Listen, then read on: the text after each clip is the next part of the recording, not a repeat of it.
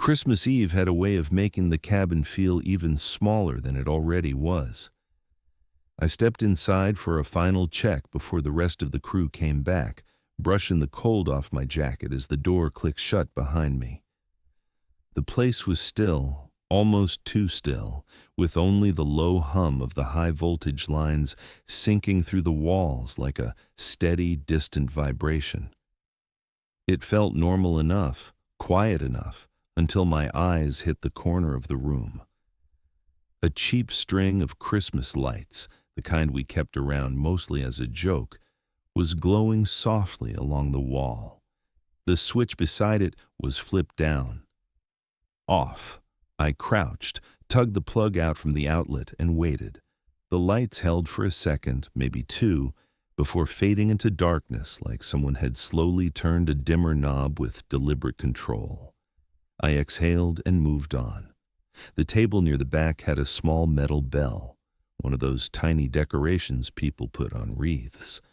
As I walked past it, the bell gave a thin, delicate ring. Just once, just enough to make me stop. There was no draft in here.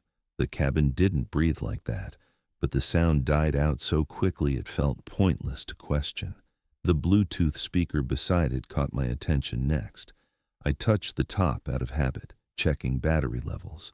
It was warm, not lukewarm, warm like it had been pushing sound through its casing for a while. But the indicator light was dead, a solid reminder that it hadn't been turned on since earlier that afternoon. I pulled my hand back and rubbed my thumb across my palm to shake the feeling off. I stepped outside to clear my head. The cold hit hard and immediate, the kind of sharp that cut right through layers. The second tower stood about 40 meters out, its warning beacon blinking steadily, except the rhythm was wrong. FAA beacons had a pattern I'd gotten used to without even thinking. This one blinked slow, then fast, then slow again. Almost like a pulse. Almost like it was syncing to something I wasn't hearing. I started walking, the snow crunching under my boots. Then I heard another crunch, delayed, softer, like someone stepping in my footprints from a distance. I paused. The echo paused too. I took another step. Crunch. Then another faint crunch half a beat behind. The kind of thing you could explain away if you really wanted to, so I did. I turned back to the cabin, pushing the door open. The Christmas lights along the wall glowed again, even though the plug lay on the floor where I'd left it. They pulsed slowly, in and out, almost like breathing. I reached for the switch on instinct, flipped it down, and the lights went dark. I told myself it was nothing and let the silence settle back in. Earlier that evening, before anything slipped out of place, the station felt calm. The kind of calm that settles deep in your bones when you've been out in the cold, long enough for silence to become a familiar shape. I remember the low drone of the generators rolling under the wind, the kind of steady noise that made the place feel solid, even when everything around us was frozen stiff. The lights inside the cabin were soft and yellow, the only color in a landscape that had already gone blue with night. It was Christmas Eve, but out here that didn't mean much. Out here, the days didn't care about holidays, and neither did the voltage humming through the towers above us. My shift had started like usual. I checked the line relays, logged temperatures, walked the perimeter with my hands deep in my pockets and my head tucked down out of the wind. The forest surrounding the station wasn't loud, but it wasn't quiet either. The trees cracked sometimes as they froze and expanded, making noises sharp enough to sound like footsteps if you weren't paying attention. I tried not to pay attention. I'd worked here long enough to know better than to listen too closely to the woods. Chris was already in the cabin heating up water on the small burner we used for instant coffee. His energy never matched this place. He joked even when the cold burned his lungs on the walk between towers. I heard him humming something off-key when I came back inside, probably a Christmas song. The heater clicked beside him, trying its best to push back the cold that crept under the doorframe. He gave me one of those tired nods, the kind that meant he'd been awake longer than he should have been. Steve sat at the small table writing down line numbers and power draw, like he always did, the kind of man who needed order to make sense of the night. He didn't look up right away. He rarely did. Alaska had shaped him into someone who conserved energy the way the forest conserved heat. Everything he did was efficient, narrow, quiet. The cold didn't bother him the way it bothered the rest of us. He'd been here longer than any of us, and sometimes I wondered if he could still tell where his own routines ended and the station's routines began. Tom came back from checking the climbing gear near the lockers, his boots thumping hard against the floor. He always moved quickly, as if still warmed up from climbing a tower earlier in the day. He handled heights like they were nothing. I envied that sometimes. The towers made my stomach roll if I climbed higher than the first platform. But Tom thrived on it.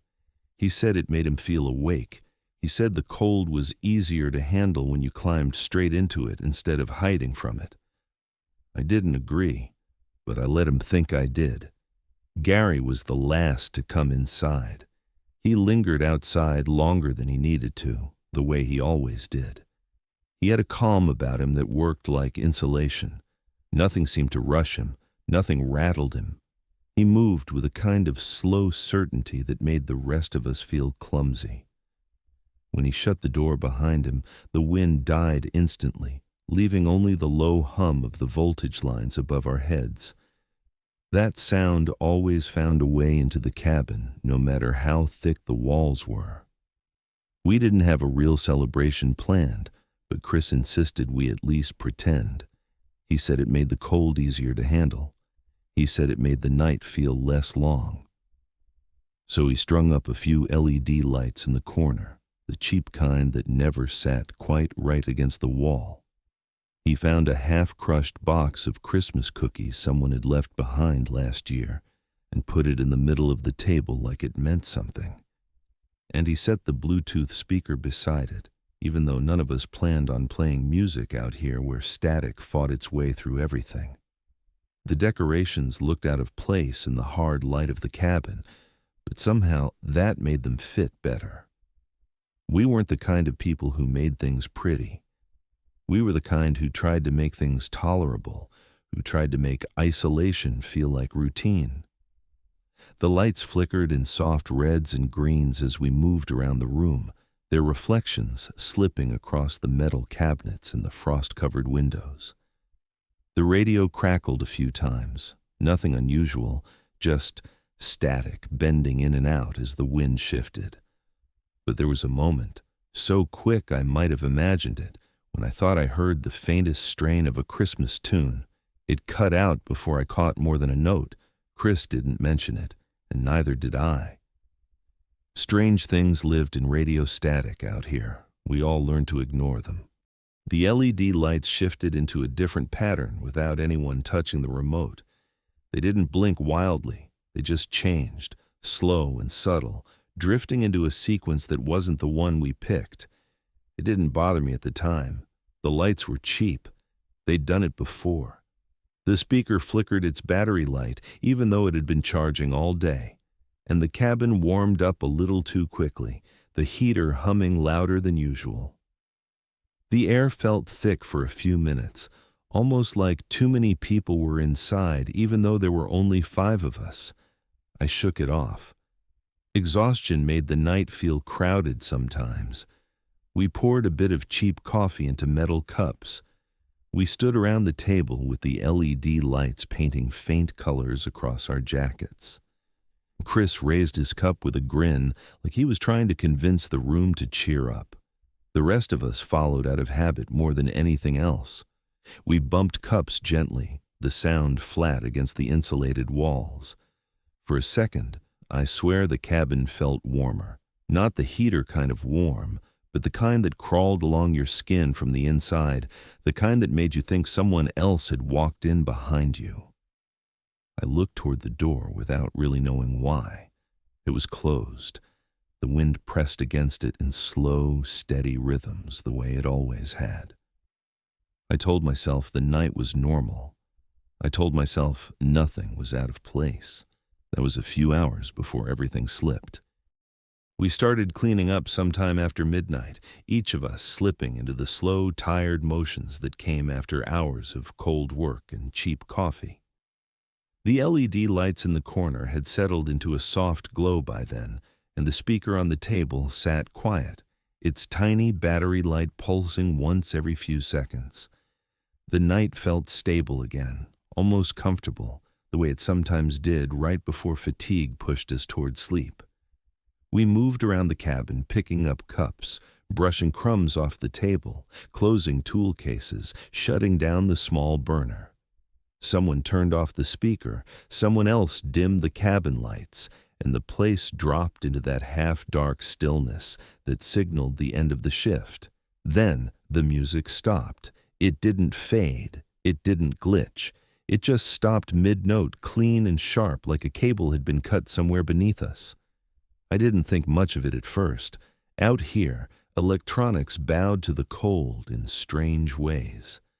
I turned to stack a folding chair against the wall, and that's when the LED lights snapped back on.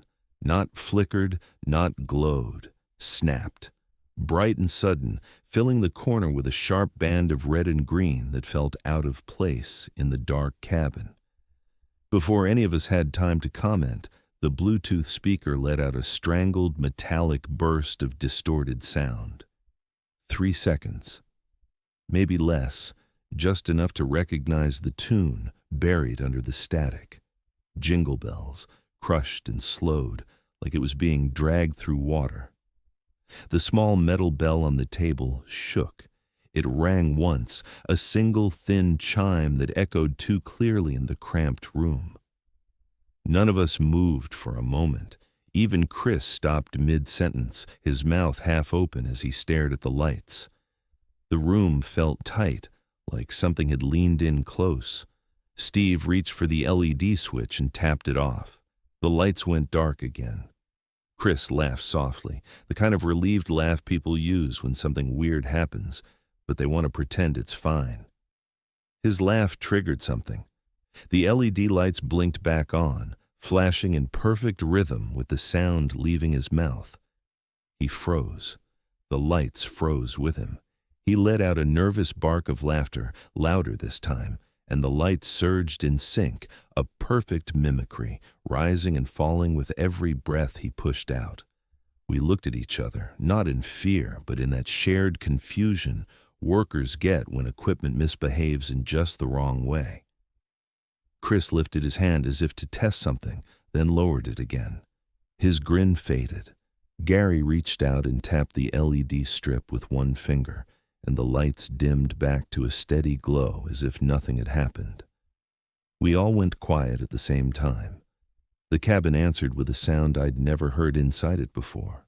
A soft, patient series of taps, click, click, click, like someone knocking their knuckles against the walls in a slow pattern. 3 taps, silence, 3 taps again. The sound wasn't loud, but it was clear. It carried through the metal frame like someone was on the outside, tracing their fingers along the siding. I felt the kind of tension that doesn't come from fear, but from not having a quick explanation. Something was off, but not enough to panic about. Not yet. Steve stepped toward the wall and stood still, listening. The tapping stopped. He stepped back toward the table. The tapping returned, lighter and slightly faster this time, as if reacting to movement. Chris muttered something about the temperature shifting the metal, but even he didn't sound convinced. I wanted a reason to ignore it. I always did. So I turned toward the small security monitor mounted beside the shelves. The cameras were angled toward the yard, the towers, the access path, dark shapes and glowing snow, all washed in the off-white light of industrial flood lamps. I switched through the cameras out of habit, just to reassure myself nothing was out of place. Then I stopped. One of the feeds showed the field near the second tower. The wind pushed loose snow across the ground in thin ribbons, leaving blurred streaks in the low light. But in the middle of those shifting lines, I saw movement, except it wasn't wind-blown snow. It wasn't a shadow. It was a shape, a human-shaped blur just outside the range of the camera's focus, spinning slowly in small, deliberate circles, like someone dancing. I leaned in. The figure rotated again, shoulders tilting in uneven arcs, the movements wrong in a way I couldn't fully understand, wrong in a way that made the cabin feel smaller than it had a minute ago. I checked the other cameras. Nothing. Checked the window. Nothing. Looked back at the monitor. The figure kept moving, slow and measured, like it wasn't dancing with anything, but dancing for something. My throat tightened before I realized I'd stopped breathing. A thin fog formed on the screen where my breath hit it. I whispered without thinking, "What?" The reflex slipped out before I could swallow it back. I wiped the screen with my sleeve and leaned closer. The figure paused in its slow rotation, as if aware of something shifting, then bent slightly at the waist like a strange, jerking bow. The camera's low frame rate made the movement stutter, turning it into a broken gesture. I stepped away and checked the window again. Nothing but the beam of the floodlight catching snowflakes. No tracks, no movement, no shape. But when I looked back at the monitor, the figure was still there, still turning, slow as the second hand on a clock. The cabin felt different after that. Not colder, not warmer, just tighter, like the air was being held by something unseen. Chris kept glancing toward the LED lights, waiting to see if they'd blink again. Steve stood near the table with his hands on his hips, listening for the tapping that had gone quiet. Gary's eyes kept drifting toward the door, even though no sound came from outside. None of us were scared yet. Not really. But the sense of being watched had settled into the room, quiet and steady, like another worker had slipped in and taken a seat just out of view. I tried to make sense of everything. Faulty wiring, bad sensors, reflection on the lens, but the explanations thinned out the longer I stared at them. Sometimes the night feels wrong before it feels dangerous, and that was the first moment I realized we weren't alone in the way we used to be. The decision to shut everything down came fast and unspoken, the kind that rises in a group when everyone's nerves settle into the same quiet line. The LED lights had flickered one time too many. The security monitor had shown one shape too many. The tapping on the walls had lasted one beat too long. Nobody said anything, but tension moved from face to face like a cold draft. We were tired. We wanted the night to end. We wanted to sleep and pretend the strange bits of the evening were nothing but exhaustion and bad wiring. So we moved around the cabin, turning off what little color we had left. Chris unplugged the LED strip. Steve shut down the speaker. Gary killed the cabin lights. I pulled the breaker for the small line feeding our makeshift Christmas corner. The cabin dimmed to near darkness, lit only by the tiny emergency bulb above the door and the faint glow of snow leaking through the frosted windows. Then, the whole cabin went black. Not just dim, not a flicker, a blackout, a complete severing of every artificial thing holding the night away from us. The emergency bulb died in the same breath as the main lights. The heater cut off mid-click. The radio hissed once and fell silent. My eyes struggled to adjust, frozen between the leftover glow from the LED strip and the sudden collapse of everything around us. Wind slammed against the metal wall, hard enough to rattle the tools in their hooks. A second gust hit the opposite side, shaking the room again. Snow scratched the windows like sandpaper. The cold rushed in through seams we never noticed before. For a moment, the cabin felt like a thin tin box trying to hold back a blizzard that wanted inside. Then, something scraped across the roof. Not the wind, not snow, not ice. It was a long, dragging sound, steady, deliberate, like someone was sliding across the roof on their stomach, palms, or boots, or some flat part of their body dragging along the metal. The sound moved from one end of the roof to the other, slow and patient, until it stopped right above us. Tom reacted first. He always did. Heights didn't bother him. Dark didn't bother him. The idea of checking a tower in the middle of the night in a blackout didn't bother him either. He grabbed his jacket and flashlight without waiting for approval. "If the line's down, I'll see it," he muttered under his breath, already at the door by the time the rest of us turned toward him. No one argued. Maybe we should have. Maybe none of us wanted to admit how deeply unsettled we felt. Maybe letting Tom leave was easier than saying out loud that something was wrong. He stepped outside into the wind and disappeared into the white. His boots crunched through the snow in steady rhythm as he made his way toward Tower 2. The beam of his flashlight flicked across the ground like a fragile thread. The cold swallowed him fast, 1 minute of visibility, then only faint movement in the dark. We watched from the window, not breathing. Tom reached the ladder and started climbing. One boot, one hand, another boot, another hand. He moved quickly, like he was racing the cold. His flashlight beam shook with the climb, cutting narrow arcs across the metal. He reached the first platform, then the second. Halfway up the tower, it happened.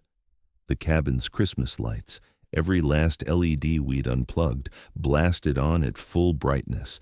They flared against the window in a burst of red and green, harsh enough to paint the snow outside and throw long shadows across the yard. The flash made Tom flinch. His hand slipped. His boot slid on the rung. He twisted sideways, grabbing at the air. For 1 terrible second, he hung there. Then he fell.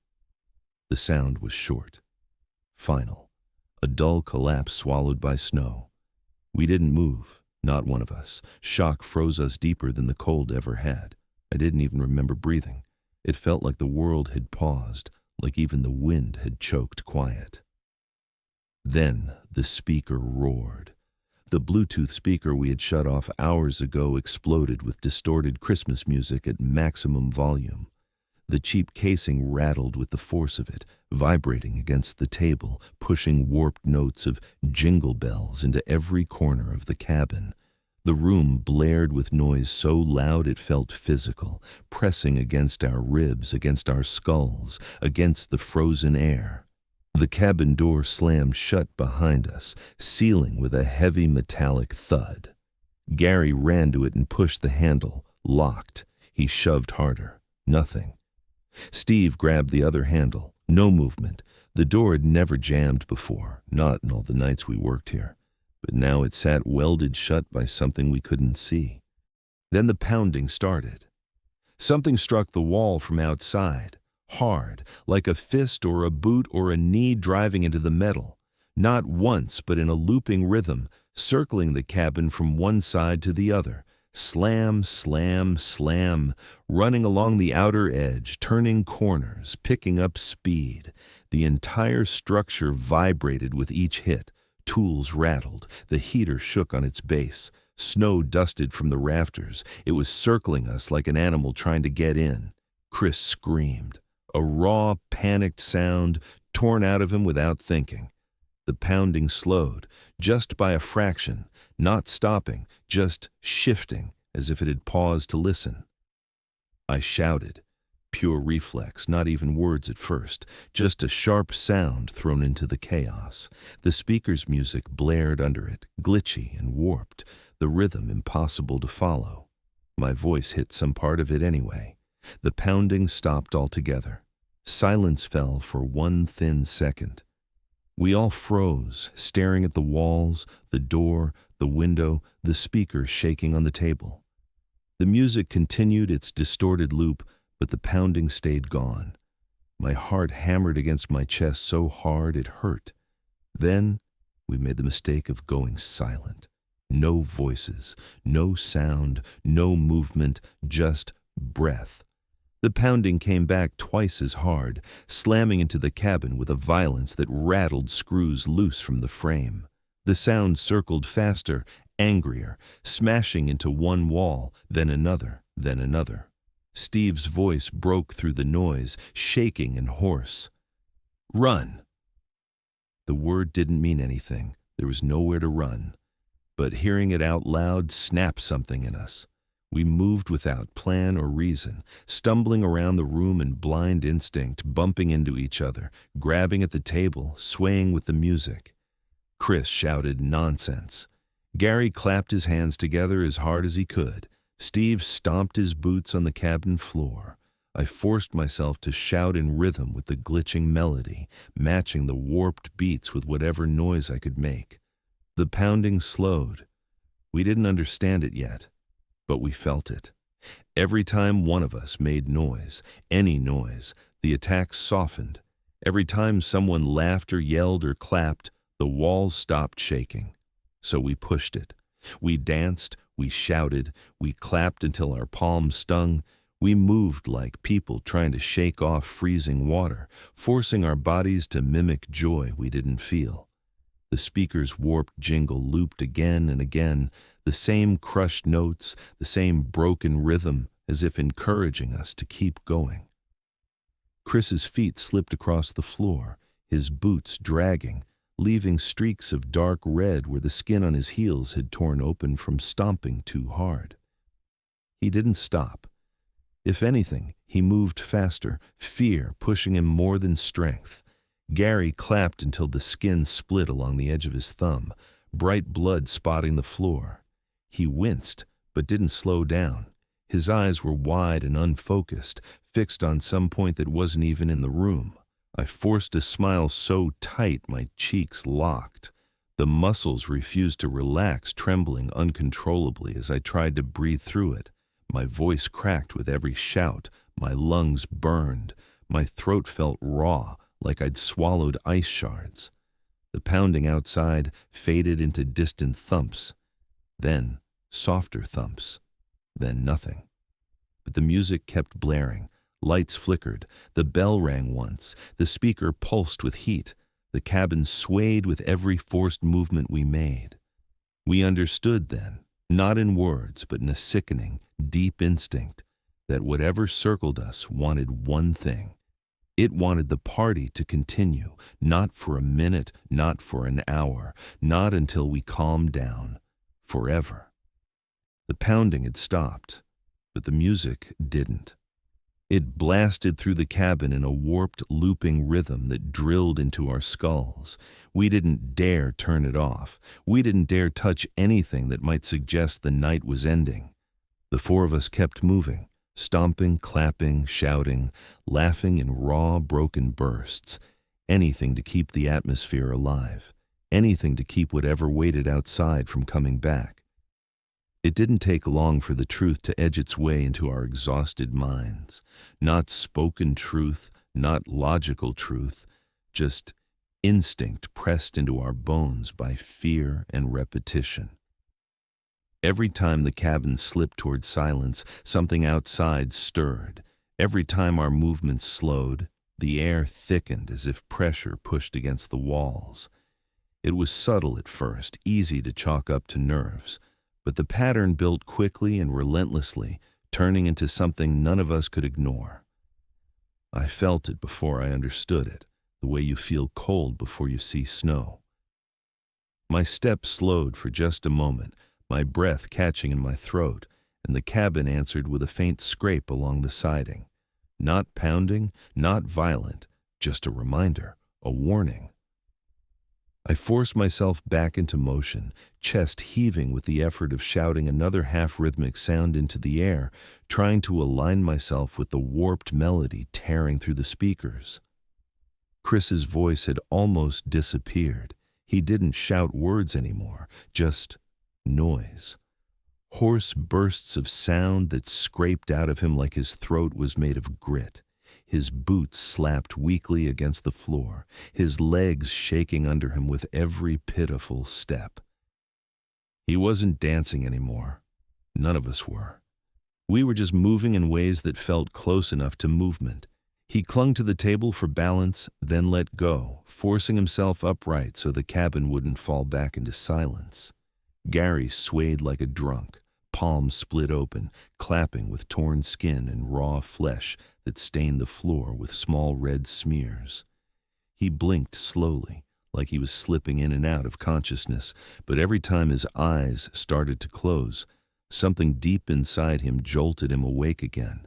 Instinct, survival, or maybe fear so primal it overrode everything else. Steve was the worst off.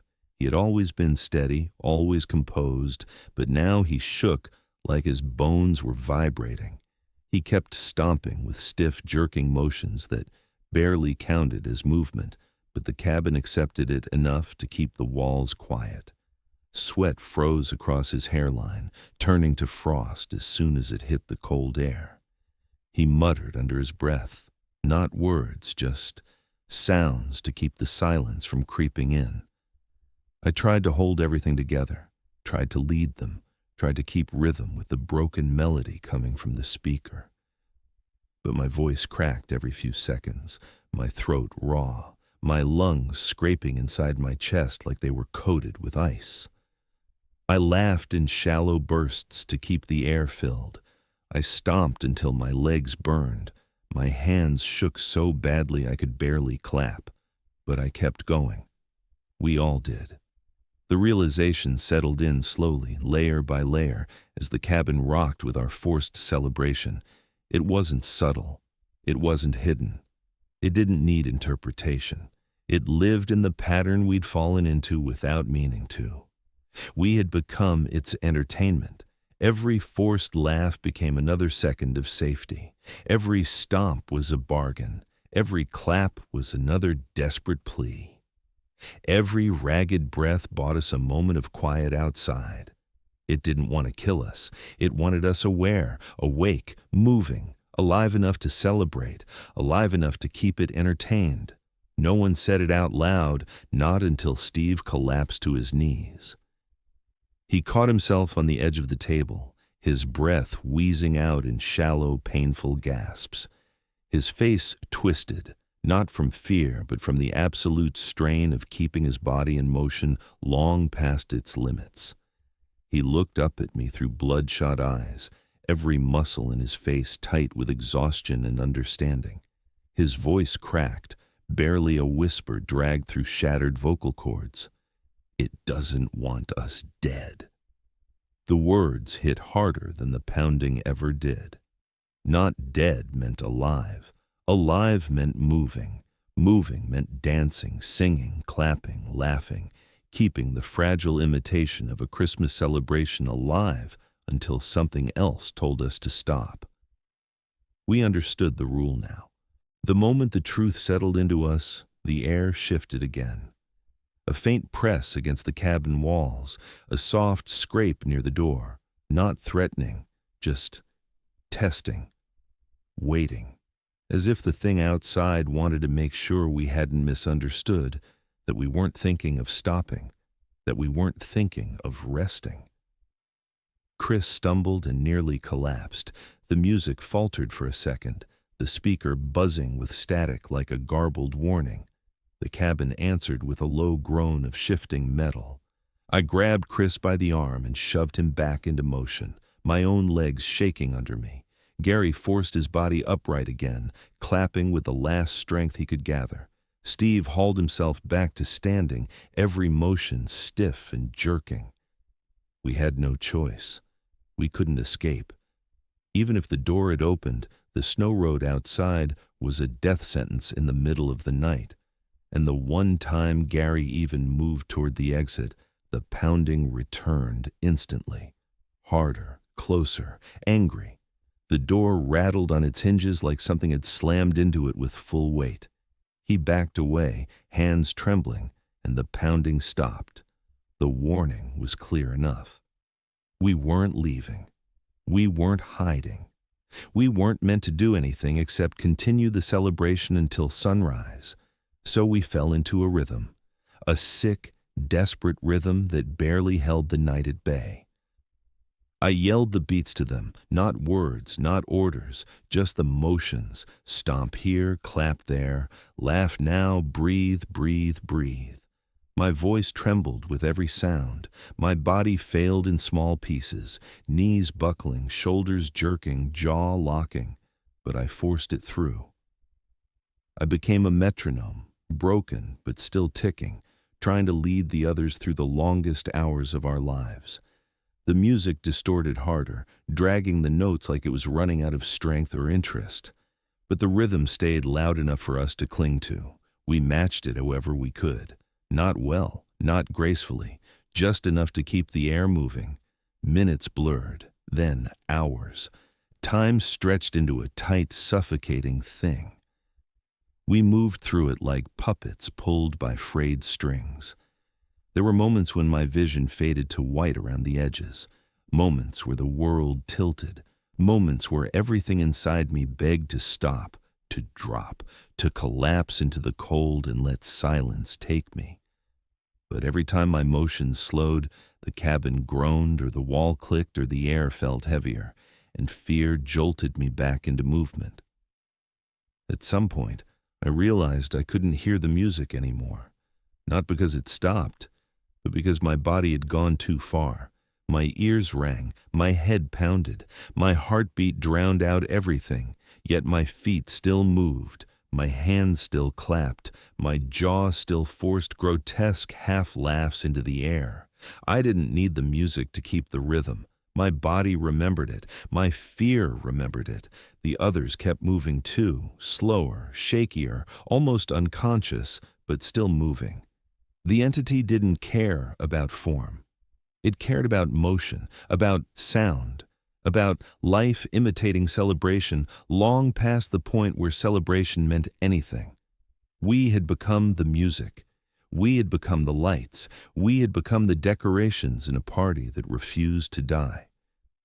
And the night outside waited, satisfied for now, listening to the four of us scrape and stomp our way through the final hours until sunrise. We were so exhausted we couldn't see straight, couldn't speak, couldn't think, but our bodies still moved, because stopping wasn't an option, not yet. The night didn't end so much as it ground itself into us, hour after hour, until time stopped feeling like something we could measure. From around 1 in the morning until the first edge of dawn scraped across the tree line, we kept moving because the alternative sat just on the other side of the walls, waiting for a pause. Every second felt stretched thin and brittle, held together only by the sounds we forced out of our broken bodies. Chris lost his voice first. Singing turned to rasping. Rasping turned to wheezing. Wheezing turned into something like air leaking from a punctured tire. But he kept moving. His arms shook with every motion, his legs jerking out rhythms they barely remembered. His breaths hitched wetly in his chest, but he never stopped. Steve swayed like he was standing on the deck of a boat, barely upright, his eyes glazed and half shut. His hands clapped in uneven, cracked motions, the sound more like skin slapping metal than anything rhythmic. His knees buckled every few minutes, but he forced himself back up each time, pushed by something deeper than strength. Gary stomped until his boots turned red. The blood spread in slow blotches, darkening the leather, soaking into the seams. His face had gone blank, his expression hollow, his body moving by instinct alone. Every time he faltered, the cabin creaked in a way that made him jolt back into motion, driven by a terror too exhausted to even register as fear. I smiled until my jaw trembled uncontrollably, the muscles firing in sharp spasms that made it hard to breathe. My throat tore itself raw from shouting nonsense into the air. My chest tightened with every forced breath.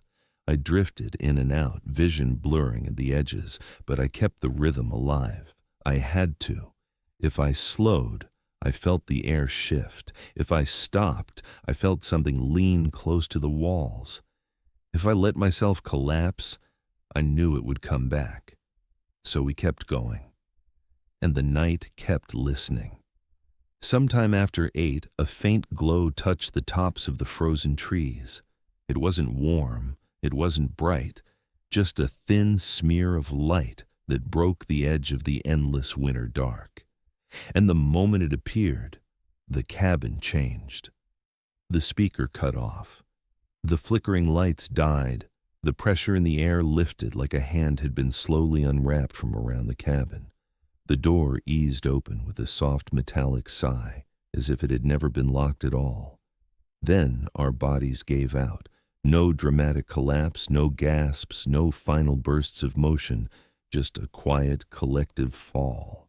Legs folding, arms dropping, heads hitting the floor or the table or the wall. The 4 of us dropped at once, unconscious before we had the chance to feel relief or fear. The music was gone. The walls were still. The station breathed like it had been holding its breath all night. Morning shift workers found us. They saw the half-open door first, then the blood. The smeared footprints circling the cabin floor in wide loops that made no sense. The torn bits of Christmas lights still wrapped around our necks and arms, tangled across our jackets like wilted garlands. 4 men collapsed in the center of the room, pale and cracked and barely breathing. They called 911 immediately. Police arrived to find a scene that didn't match any report they had ever filed. Severe exhaustion in all 4 of us, dehydration intense enough to cause confusion and tremors, vocal cords swollen from hours of strain, feet and hands torn in ways that looked almost ritualistic. They wrote what they could.